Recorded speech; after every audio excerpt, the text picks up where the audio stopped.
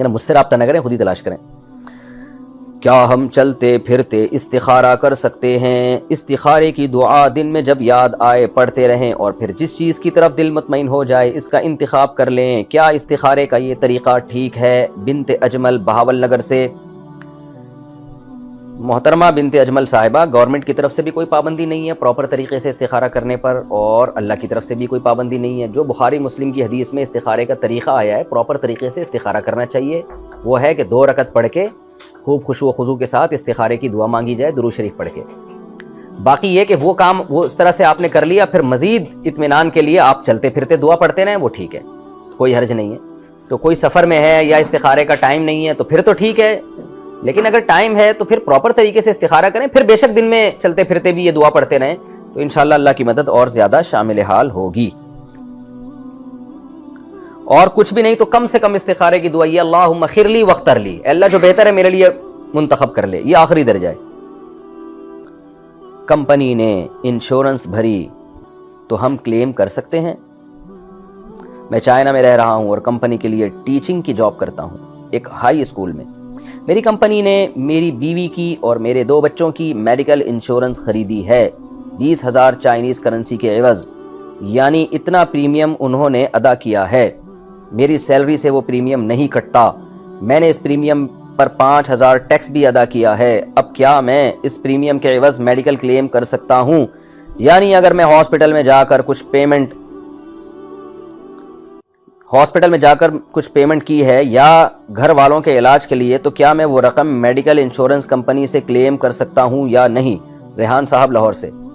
دیکھیں، insurance company کے ساتھ اگر آپ کی کمپنی کا ایگریمنٹ ہے، آپ کا اس میں کوئی عمل دخل نہیں ہے، نہ آپ کی تنخواہ سے پیسے کٹ رہے ہیں اور نہ آپ سے کوئی ایگریمنٹ لیا گیا ہے، کوئی سائن لیے گئے ہیں، تو یہ کمپنی جانے اور انشورنس کمپنی جانے، ان کا معاملہ ہے۔ آپ کے لیے اس سے علاج کرنا اور کلیم کر کے انشورنس کمپنی سے پیسے لینا جائز ہے، انشاءاللہ اس میں کوئی گناہ نہیں ہے۔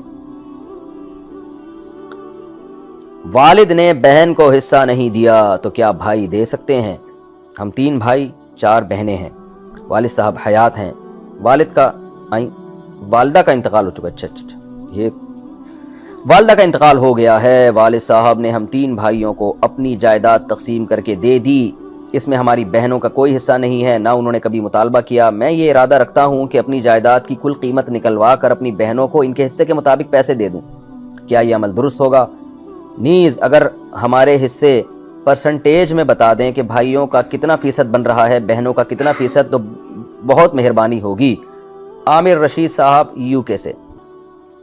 دیکھیں، والد صاحب نے اپنی زندگی میں جب بیٹوں کو دے کر ہینڈ اوور بھی اگر کر دیا ہے تو بیٹے اس کا مالک بن چکے ہیں، اب اس میں بہنوں کا حصہ ختم ہو گیا۔ اگرچہ والد کے لیے یہ عمل ٹھیک نہیں تھا، یہ بہت غلط کیا والد صاحب نے، شریعت اس عمل کی حوصلہ افزائی نہیں کرتی کہ بیٹیوں کو بالکل محروم کر دیا، لیکن بہرحال چونکہ ان کی ملکیت ہے، دے دیا اور ہینڈ اوور بھی کر دیا ہو تو بیٹے مالک بن چکے ہیں۔ اب بیٹے اگر اپنی خوشی سے اپنی بہنوں کو دینا چاہیں تو گفٹ ہے، بہت ثواب ملے گا، رشتہ داری جوڑنے کا ثواب۔ نبی صلی اللہ علیہ وسلم نے فرمایا کہ صدقہ جب رشتہ داروں کو کیا جاتا ہے تو ڈبل ثواب ملتا ہے، ایک رشتہ داری جوڑنے کا اور ایک صدقے کا۔ بہت اچھی بات ہے، آپ دے دیں، آپ کا یہ جذبہ ہے۔ آج کل تو ہم نے کھانے والے دیکھیں کہ بہنوں کا حصہ بھی کھا رہے ہوتے ہیں اور آپ اپنے حصے میں سے بھی ان کو شیئر دے رہے ہیں، بڑی خوشی کی بات ہے۔ رہا یہ کہ آپ کے والد کی وراثت میں آپ لوگوں کا حصہ کتنا ہوگا، تو چونکہ آپ لوگ 3 بھائی 4 بہنیں، والدہ کا پہلے ہی انتقال ہو چکا ہے، اگر والد صاحب کے والدین زندہ نہیں ہیں تو اللہ نہ کرے اگر آپ کے والد کا اسی کنڈیشن میں انتقال ہو جاتا ہے تو 3 بھائی اور 4 بہنوں کا مطلب ہے 10 حصوں میں یہ ٹوٹل وراثت آپ کی ڈیوائیڈ ہوگی، 10 حصوں میں، تو 10 حصوں میں ڈیوائیڈ ہوگی تو 10% اس میں بہن کا حصہ ہوگا اور 20% اس میں ایک بھائی کا حصہ ہوگا، یعنی آپ ٹوٹل وراثت کو 10 پہ ڈیوائیڈ کریں گے، جو جواب آئے گا وہ ایک بہن کا حصہ ہوگا، اس کا ڈبل ایک بھائی کا حصہ ہوگا۔ اس طرح سے یہ پرسنٹیج آپ یعنی 20% بھائی کا اور 10% بہن کا حصہ ہوگا۔ اچھا بھائی، انتقال کے بعد 40 دن تک قرآن پڑھوانا، میری امی کا انتقال ہو گیا ہے، کیا 40 دن تک کسی حافظ سے سورہ بقرہ پڑھوانا جائز ہے؟ بنت عبداللہ۔ نہیں، یہ بدعت عمل ہے، ایصال ثواب کے لیے کسی کو رکھنا بندے کو پراپر طریقے سے، یہ نہ اسلاف سے کہیں ثابت ہے، نہ شریعت میں اس کا کوئی ثبوت ہے، بس نیکی کا ثواب میت تک پہنچتا ہے۔ جیسے کہ ایک صحابی نے کہا تھا کہ یا رسول اللہ، میں اپنی والدہ کے لیے صدقہ کرنا چاہتا ہوں، آپ نے فرمایا کرو۔ صدقہ ہے تو تلاوت بھی ایک نیکی ہے، تو اپنے طور پر جو جتنا قرآن پڑھ سکتا ہے، صدقات و خیرات کر سکتا ہے، والد صاحب یا والدہ کے ثواب کے لیے کرنا چاہیے۔ پراپر کسی حافظ کو رکھ کے اس سے اتنے دن تک عمل کروانا یہ ٹھیک نہیں ہے، بدعت ہے یہ عمل۔ کرائے پر دی ہوئی دکان پر زکوٰۃ کیا ہوگی؟ میں نے اپنی جیولری کو بیچا اور ایک دکان لے لی کہ اس کو کرائے پر دے دوں گی، لیکن وہ ایک کمرشل ہب میں ہے، اس کی یہ کیا لکھا ہوا ہے؟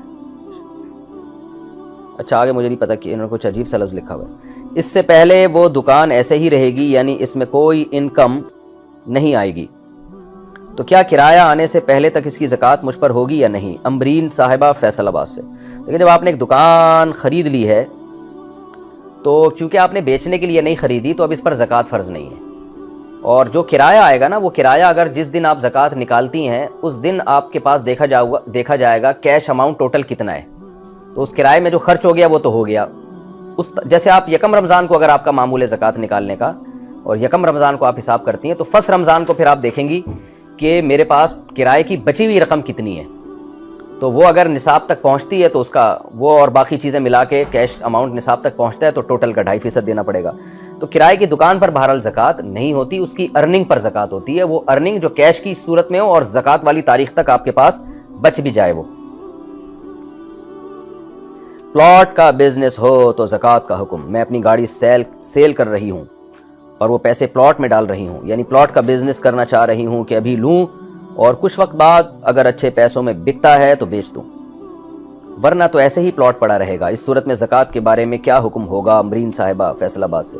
جی ایسے پلاٹ کی آپ کو زکوٰۃ دینی پڑے گی، اور وہی بات ہے کہ اگر یکم رمضان کو بالفرض آپ کا معمول ہے زکوٰۃ نکالنے کا، تو رمضان سے ایک دن پہلے بھی اگر آپ نے یہ پلاٹ خریدا ہوا تو فرسٹ رمضان کو آپ کو پورے کی زکوٰۃ دینی پڑے گی، اور اگر یکم رمضان کے ایک دن بعد خرید لیا پھر اگلے سال یکم رمضان کو دینی پڑے گی۔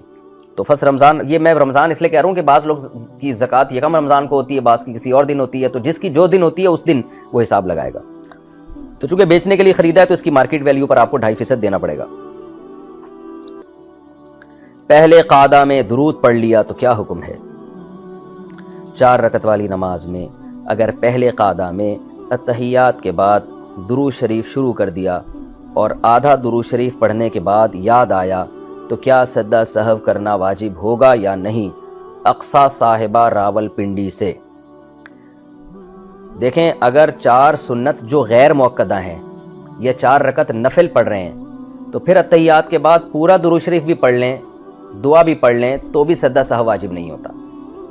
لیکن اگر 4 سنتیں موقدہ پڑھی جا رہی ہیں یا 3 رکعت وتر پڑھے جا رہے ہیں یا کوئی بھی فرض نماز پڑھی جا رہی ہے تو اس میں 2 رکعت کے بعد کھڑے ہونا تھا اور اتحیات کے بعد درود شریف پڑھ لیا ایسی نماز میں اور تاخیر ہو گئی، تو پھر ان نمازوں میں حکم یہ ہے کہ اللہم صلی علی محمد وعلی آل محمد کما صلیت علی ابراہیم، جو علی ہے نا ابراہیم سے پہلے علی، اس علی تک اگر کسی نے پڑھ لیا تو سجدہ سہو واجب ہو جائے گا۔